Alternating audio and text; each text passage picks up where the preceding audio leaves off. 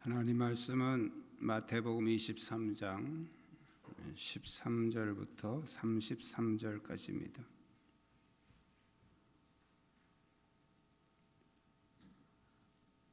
마태복음 23장 13절부터 33절 한 절씩 교독하겠습니다.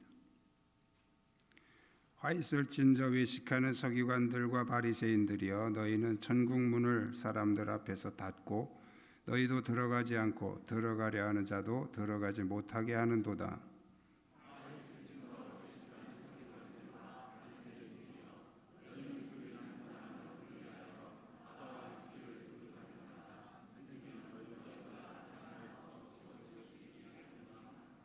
화 있을진저 눈먼 인도자여, 너희가 말하되 누구든지 성전으로 맹세하면 아무 일 없거니와 성전의 금으로 맹세하면 지킬지라 하는도다.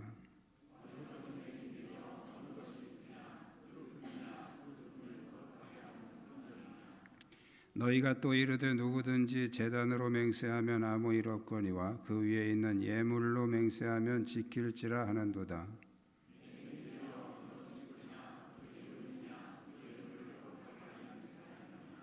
그러므로 제단으로 맹세하는 자는 제단과 그 위에 있는 모든 것으로 맹세하며,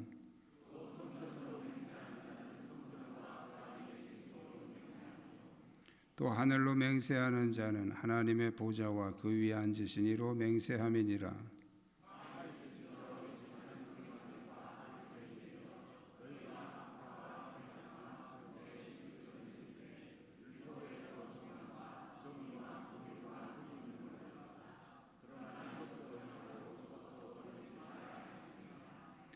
맹인된 인도자여, 하루살이는 걸러내고 낙타는 삼키는도다.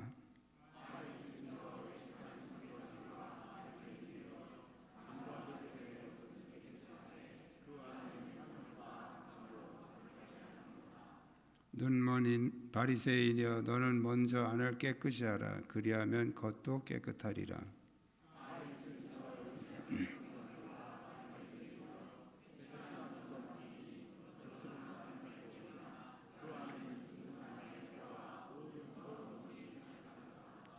이와 같이 너희도 겉으로는 사람에게 옳게 보이되 안으로는 외식과 불법이 가득하도다.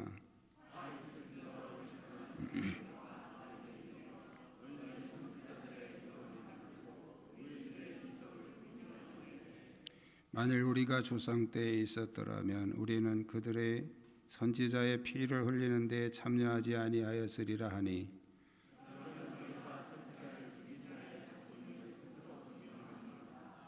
너희가 조상의 분량을 채우라. 뱀들아, 독사의 새끼들아, 너희가 어떻게 지옥의 판결을 피하겠느냐. 아멘.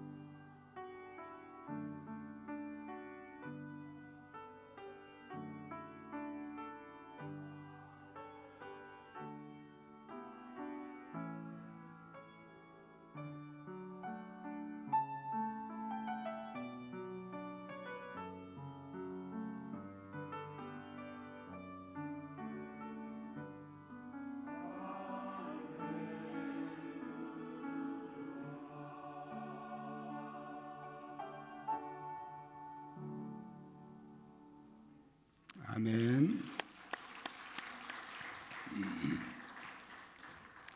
감사합니다. 주위에 있는 분들과 서로 인사 나누시기 바랍니다.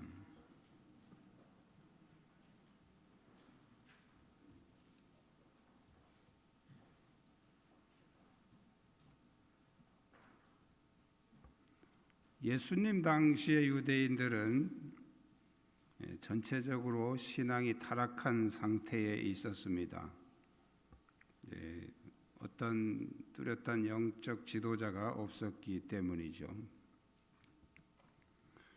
말라기 선지자가 하나님 말씀을 선포한 후에 예수님 오실 때까지 약 400년 기간 동안에 아무도 하나님의 말씀을 외치는 사람이 없었습니다.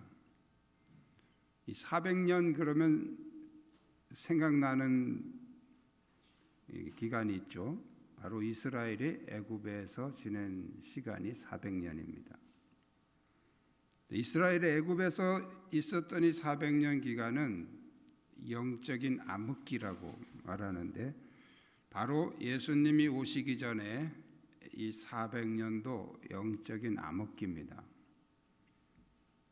그래서 아무도 하나님의 말씀을 전하는 자들이 없었기 때문에 이스라엘 백성들이 전체적으로 깊은 신앙의 침체기에 빠지게 되었죠. 예수님 당시 가장 사람들에게 그래도 어떤 신앙적인 모습을 보여주는 사람들이 이제 바리새인들이었는데, 이 바리새인조차도 진리에 대한 분별력이 없었기 때문에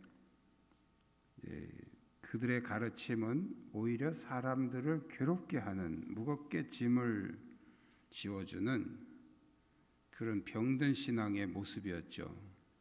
그래서 오늘 본문의 예수님은 아주 호되게 이 바리새인들의 잘못된 점을 책망하면서 외식하는 자들이다, 그리고 천국문의 방해자들이다. 마지막 부분에 보면 이 독사의 새끼들아, 막 이제 뱀들아, 독사의 새끼들아, 막 이렇게 이스라엘 사람들에게 최고 나쁜 욕이 독사의 새끼들, 뱀이라고 붙여서 욕하는 것이죠. 자, 오늘 본문에서 예수님은 그들의 외식을 책망하면서 화가 있을 것이다. 화라는 것은 어떤 재앙, 저주, 그런 것이죠. 이것은 예수님이 그들에게 망해라 그런 뜻이 아니고, 정말 회개하고 이 건강한 신앙을 회복하라는 경고의 메시지인 것입니다.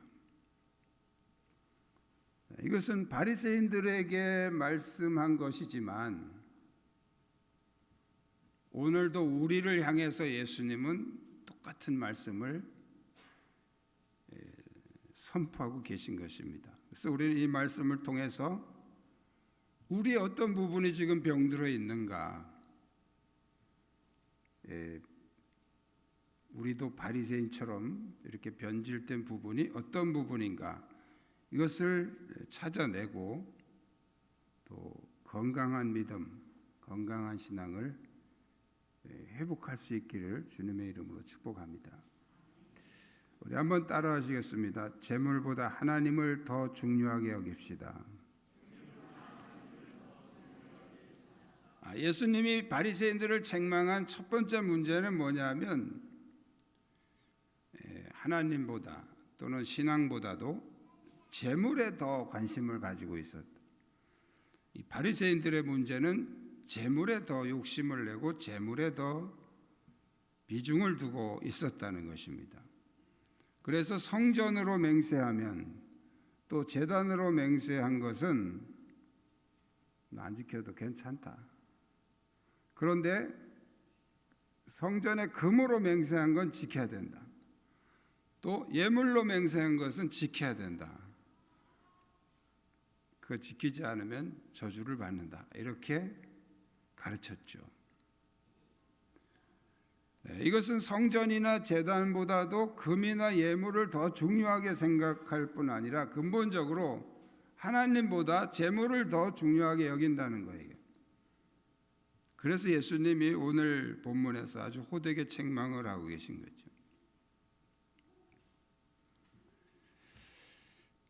그들의 이러한 행위는 결국 많은 사람들에게 상처를 주고 천국으로 가는 길을 가로막는 결과를 가져왔습니다. 그래서 예수님이 너희는 천국 문을 사람들 앞에서 닫고 너희도 들어가지 않고 들어가려 하는 자도 들어가지 못하게 한다. 너희는 교인 한 사람을 얻기 위해서 바다와 육지를 두루 다니다가 생기면 너희보다 배나 더 지옥 자식이 되게 한다. 이런 잘못된 가르침은 결국 성도들을 잘못된 길로 인도하는 거죠. 그래서 화이슬 찐저 눈먼 인도자여, 어리석은 맹인들이여, 이렇게 이제 이 바리새인들을 향해서 맹인이다, 눈멀었다 이렇게. 그러니까 전혀 진리를 보지 못하고 잘못된 왜곡된 가르침을 가르치고 있었기 때문에 예수님이 이렇게 책망을 하신 것입니다. 많은 사람들이 신앙생활을 하지만 재물보다도 하나님을 더 중요하게 여기는 사람은 그렇게 많지 않습니다.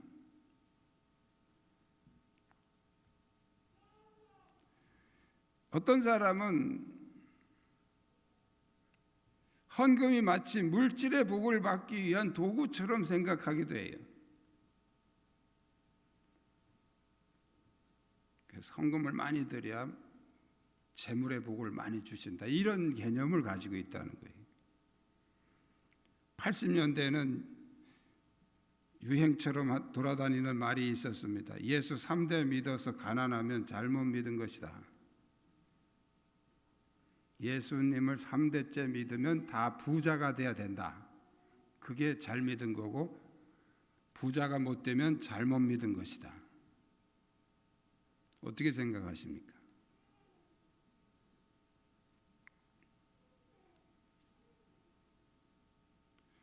(3대째) 믿어서 부자 된 사람도 있어요.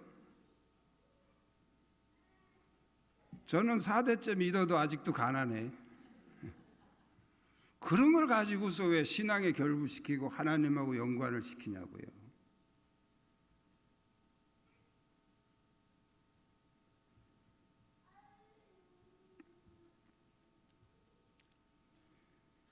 이게 어떻게 보면 굉장히 좋은 믿음인 것처럼 생각하지만 이 생각의 바탕에는 하나님보다 물질을 더 중요하게 여기는 이런 사상이 깔려 있다는 거예요.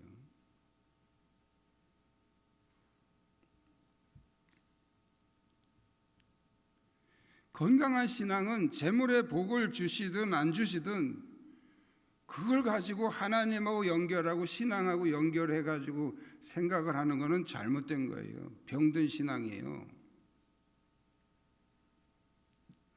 예수 잘 믿으면 부자가 되기도 하죠.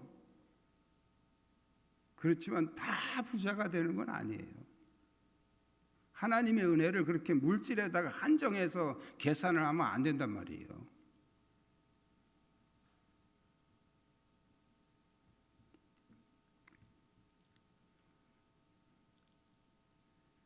우리는 유명한 얘기를 잘 알고 있습니다. 다니엘의 세 친구 얘기죠.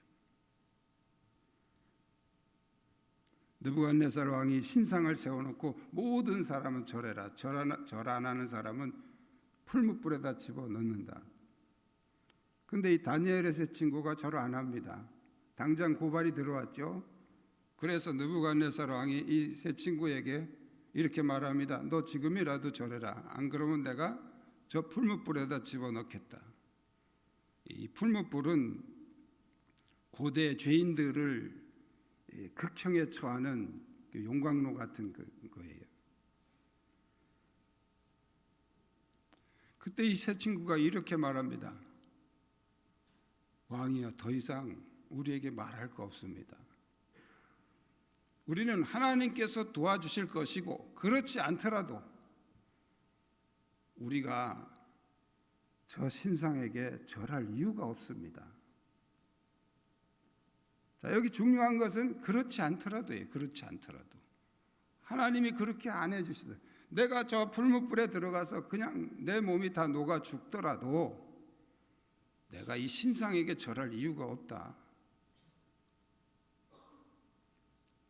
우리는 자꾸 우리의 어떤 상황이나 우리의 배경이나 또 우리의 어떤 그런 것들을 연관해서 자꾸 신앙을 이렇게 생각을 한단 말이에요. 그래서 부자가 되면 믿음이 좋아서 그렇고, 가난한 사람은 믿음이 안 좋아서 가난하고, 그런 걸 왜 신앙에다가 연관을 시킵니까? 이게 잘못된 거예요. 그런 생각 자체가 뭐냐면 하나님보다도 재물에 더 우리의 마음에 치중하고 있다는 거예요. 우리의 마음의 비중을 재물에다 더 두고 있다는 거예요. 건강한 신앙은 재물의 복을 주시지 않아도 기쁨으로 헌신하고 기쁨으로 헌금하고 충성하고 하는 거예요. 그게 건강한 신앙이에요. 주시면 하고 안 주시면 안 하고, 하나님이 안 주는 내가 하나 봐라, 그러면 안 된단 말이에요. 하나님이 우리에게 주시는 은혜는 아주 다양합니다. 각 사람에게 다 달라요. 근데 우리가 재물 하나만 가지고서 자꾸 하나님의 축복을 이렇게 얘기를 하면 너무 우리는 그 좁은 소견으로 하나님의 축복을 이해하고 있다는 거예요. 재물보다도 하나님을 더 중요하게 여기는 사람이 건강한 신앙이에요. 이 믿음 여러분에게 넘치시길 축복합니다.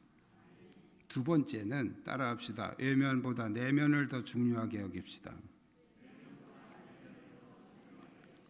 예수님이 바리새인들을 호되게 책망하신 두 번째 이유는 그들이 내면보다도 외면을 더 중요하게 생각했다는 거예요.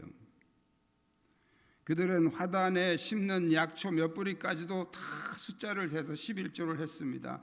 그런데 그 율법의 근본 정신인 선함과 자비와 믿음을 버렸다. 예수님이 그렇게 책망하고 있습니다. 그들은 작은 죄를 짓지 않겠다고 행동을 했지만 실제로는 더 큰 죄를 짓고 있다는 거예요. 그들의 행위는 지극히 신앙적인 것 같았지만 그들의 내면에는 탐욕과 방탕으로 가득했다는 거예요.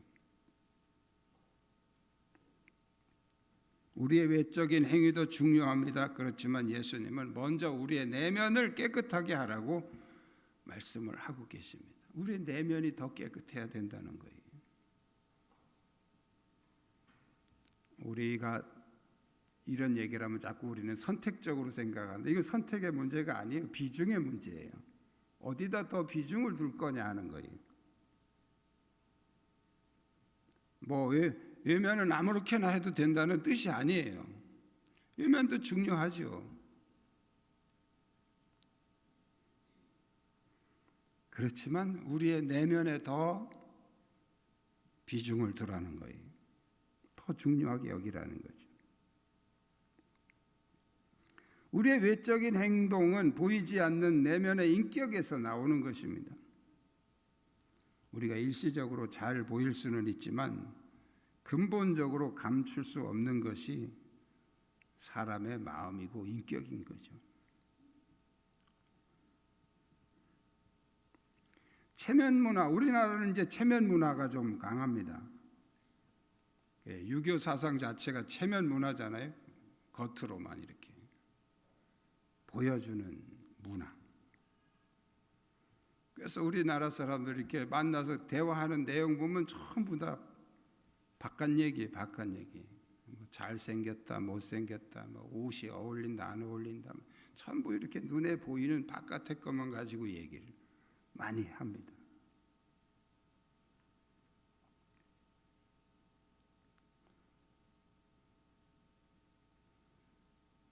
사람을 칭찬할 때도 항상 보면 잘생겼다, 이게 잘생겼다. 그 잘생긴 게 뭐 그렇게 중요해?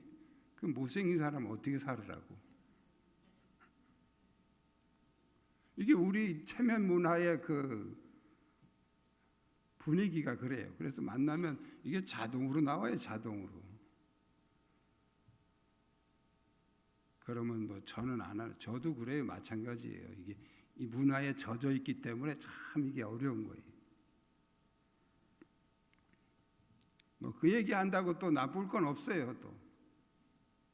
그렇지만 중요한 건 뭐냐면 우리는 너무 외부, 밖에 보이는 것에 대해 많이 치중하고 있다는 거예요. 내면을 봐야 되는데 그 사람의 얼굴을 보고 뭐 하지 말고 그 사람의 내면, 그 사람의 마음, 그걸 봐야죠. 그걸 칭찬해 줘야 돼요.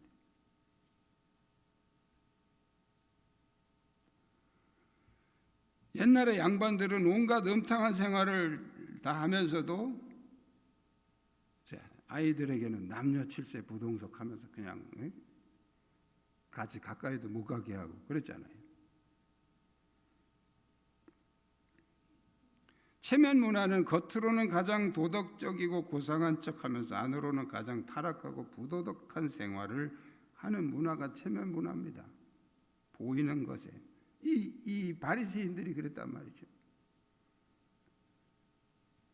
그 마당가에 심어놓은 그 상추 잎을 따면서도 하나, 둘, 셋, 넷, 10번째 거 11조 딱 되고 그냥 볼 때 얼마나 거룩해 보입니까? 얼마나 참 진짜 신앙인처럼 보이잖아요. 그런데 그 속에는 탐욕과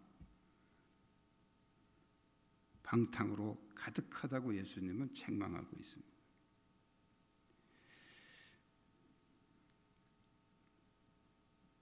건강한 신앙은 외면보다도 내면을 더 중요하게 여길 때 회복되는 줄 믿습니다.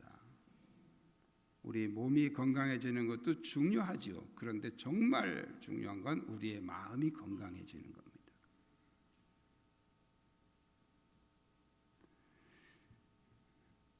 이 믿음이 여러분에게 넘치실 축복합니다. 세 번째는 따라합시다. 과거보다 현재를 더 중요하게 여깁시다. 바리새인들의 세 번째 문제는 현재보다도 과거를 더 중요하게 여겼다는, 자꾸 옛날 얘기를 하고 있다는 거예요. 그들은 조상들이 핍박에 죽은 그 선지자들의 무덤을 잘 치장을 하면서 조상들의 잘못을 비난합니다. 뭐라고 합니까? 우리가 그때 살았더라면 선지자들을 이렇게 핍박하고 죽이진 않았을 건데, 자, 그 말 속에는 나는 조상들보다 의롭다라는 생각, 그것을 강조하고 있는 것이죠. 조상들이 죽인 그 선지자의 무덤을 시장하면서 아이고 이 양반들이 우리가 그 시대에 살았으면 이렇게 그냥 선지자가 죽진 않았을 건데, 그런데 조상들은 그 선지자를 죽였지만 자기들은 어떻게 했습니까? 바로 예수님을 십자가에 못 박았잖아요.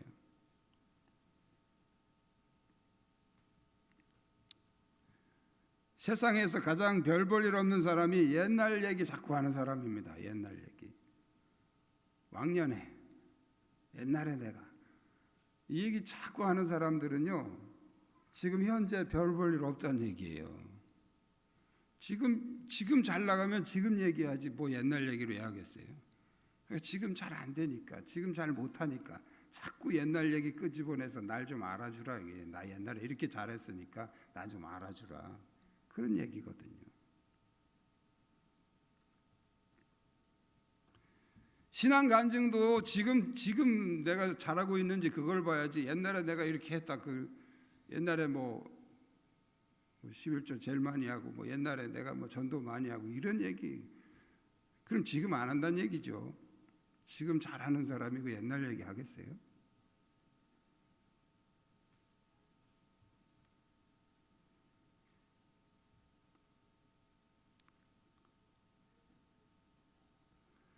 옛날엔 자기가 목사님한테 잘했대. 지금 잘해요. 지금. 옛날에 잘한 건 나보고 어쩌라고.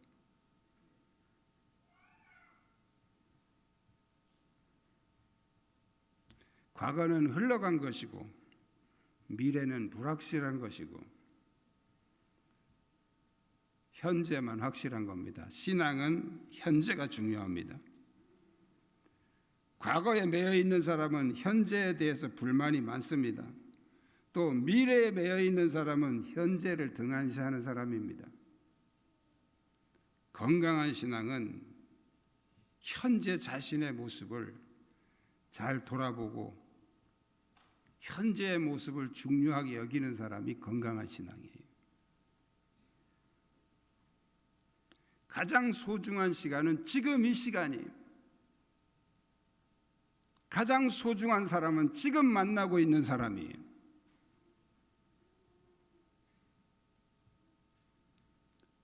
가장 소중한 일은 지금 하고 있는 일입니다.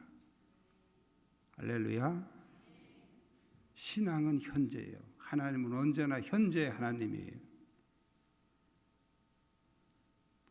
예수님도 말씀하셨잖아요. 아브라함의 하나님, 이삭의 하나님, 야곱의 하나님이라는 게 무슨 뜻이냐 이게. 그게 무슨 뜻입니까? 아브라함이 살았을 때는 하나님 아브라함의 하나님이에요. 아브라함이 죽었어요.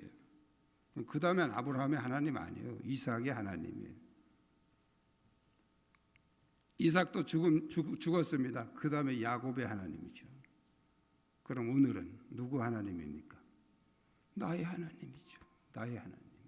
왜? 지금 살아있는 게 나니까. 그러니까 하나님은 현재의 하나님이에요. 할렐루야. 영원이 뭡니까? 영원? 현재가 지속되는 게 영원이죠. 영원. 그래서 우리의 신앙은 가장 중요한 건 현재. 옛날에 잘한 거 들먹이지 마세요. 앞으로 잘할 거 그거 밤낮 앉아 결단하고 앉아 있어도 앞으로 가도 지금 잘 못한 사람 앞으로 가도 잘 못합니다. 나중에 내가 잘할 거라고요. 나중을 어떻게 기약합니까? 나중에 살아있을 것도 확신 못하는데 지금이에요. 지금. 건강한 신앙은 지금을 중요하게 여기는, 현재를 중요하게 여기는 거예요. 지금 잘하십시오. 유행 가도 그런 거 많잖아요. 있을 때 잘해. 있을 때 잘해.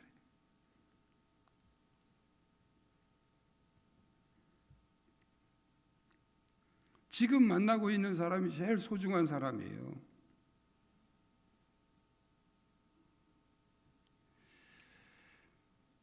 재물과 하나님, 외면과 내면, 과거와 현재 무엇을 더 중요하게 여기느냐에 따라서 여러분의 신앙의 방향이 달라질 수 있습니다.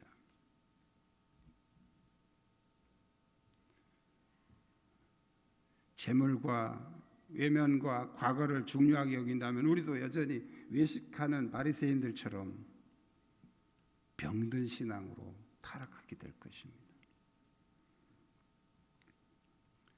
하나님과 내면과 이 현재를 더 중요하게 여기고 자신의 신앙을 점검하면서 건강한 신앙으로 회복되시기를 주님의 이름으로 축복합니다. 기도하시겠습니다.